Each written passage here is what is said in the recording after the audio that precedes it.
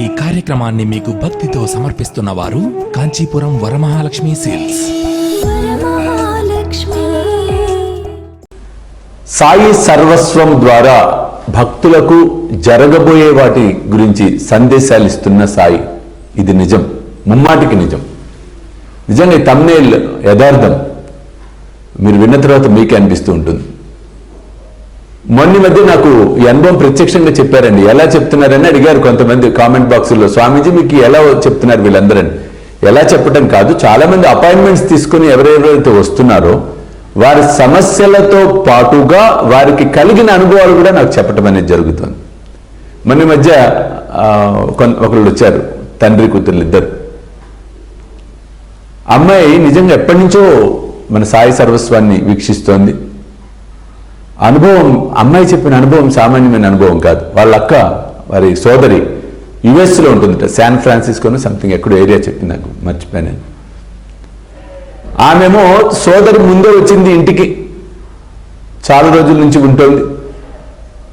ఆ సమయంలో సాయి సర్వస్వం గురించి తెలుసుకోవటం, ప్రతిరోజు సాయి సర్వస్వాన్ని అందరూ వీక్షిస్తూ ఉన్నారు.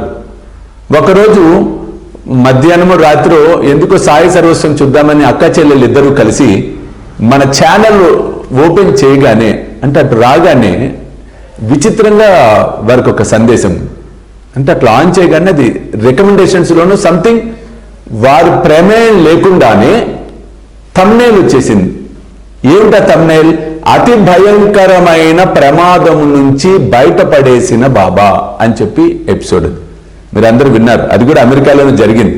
ఆ తల్లి వస్తుంటే యాక్సిడెంట్, పెద్ద యాక్సిడెంట్, ఆమె ఓం ఆపద్బాంధవాయ నమః నామస్మరణ చేయటం, అందులోంచి బాబా బయటపడేయటం.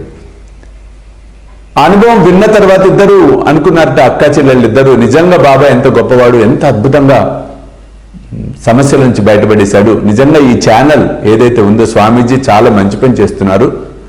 అంటే ఇటువంటి ప్రమాదాలని జరుగుతున్న వాటి నుంచి మనకి ఎలా బయటపడాలనే మార్గాన్ని చూపిస్తున్నారు అనుకుంటూ చెల్లెలకి సందేహం వచ్చింది.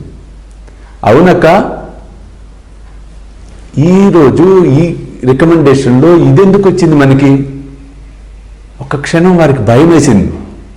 కొంపదీసి మనకేమన్నా ప్రమాదం జరగబోతుందా, మన వారికి ఎవరికన్నా జరగబోతుందా అన్నప్పుడు అక్కకి గుర్తొచ్చింది. ఆమె భర్త ఇండియాకి రాబోతూ ఉన్నాడు. ఇంకా ఆ రోజు నైట్ నెక్స్ట్ డేనే సంథింగ్ ఫ్లైట్ అతనికి. ఎందుకు ఆమెకు ఒక్కసారి భయం ఆవరించేసింది. ఒక పని చేద్దామే, మనము ఇద్దరం కలిసి నామస్మరణ చేద్దాం బావగారిని తలుచుకొని, ఎందుకైనా మంచిదిలే అంటే తను చెప్పింది, అయ్యో ఏం అవ్వదు, ఎందుకు అట్లా ఆలోచిస్తున్నావని. కాదు ఎందుకైనా మంచిది, నామస్మరణ చేద్దాం అనుకుని ఆ రోజంతా నామస్మరణ చేశారట. అయిపోయింది. 2 రోజుల తర్వాత భర్త వచ్చాడు, అందరూ సంతోషంగా ఉన్నారు. ఓ 3-4 రోజులు అయిపోయిన తర్వాత ఈ అమ్మాయి సాయి సర్వస్వం చూస్తుండగా సడన్ గా గుర్తొచ్చింది. అప్పుడు భర్త అక్కడ ఉంటే అడిగిందట, ఏమండి మీరు అమెరికా నుంచి వస్తున్నప్పుడు ఎటువంటి ప్రమాదం ఏమీ లేదు కదా, ప్రయాణం సాఫీగా సాగిందా అని అడిగిందట. అతను ఒక్క నిమిషము తడబడ్డట. బాగానే జరిగింది, ఇప్పుడు ఎందుకు అడుగుతున్నావు? అదేం లేదులే, బాగానే ఉంది అన్నాడు. ఈ అమ్మాయికి ఎందుకు అనుమానం వచ్చి రెట్టించింది, ఇంకా నెంబర్ ఆఫ్ టైమ్స్ అడిగింది, ఎలా జరిగింది. అప్పుడు భర్త చెప్పాడట, ఎందుకు ఇంత అడుగుతున్నావు, ఏం తెలిసింది? అతనికి డౌట్ వచ్చింది, ఎవరైనా చెప్పారేమో అని చెప్పి అసలు విషయం చెప్పాడు. అతను ఎయిర్పోర్ట్కి కారులో వస్తూ ఉండగా ఒక లేడీ కార్ డ్రైవ్ చేసుకుంటూ ఆపోజిట్ డైరెక్షన్లో, రాంగ్ డైరెక్షన్లో వచ్చి అసలు భారీ హిట్ అయ్యి 2 బండ్లు గుద్దుకునేవిట ఫేస్ టు ఫేస్. భయంకరమైన యాక్సిడెంట్. ఆ సమయంలో విచిత్రంగా అలా పక్కకి నెట్టేసినట్టు అయిపోయిందిట వెహికల్. అది చెప్పేటప్పటికీ అమ్మాయి కళ్ళమని నీరు బటబటా కారిపోయిందిట. ఏంటంటే అప్పుడు చెప్పింది, ఇట్లా స్వామీజీది విశ్వచైతన్య స్వామి సాయి సర్వస్వం ఛానల్ ఉంది, ప్రతిరోజు నేను చూస్తూనే ఉన్నా, అందులో ఆ రోజు చూడగానే ఈ విధంగా జరిగింది, ఈ విధంగా ఆ రోజంతా నేను మా చెల్లెలో ఆ నామస్మరణ చేస్తూ ఉన్నాం.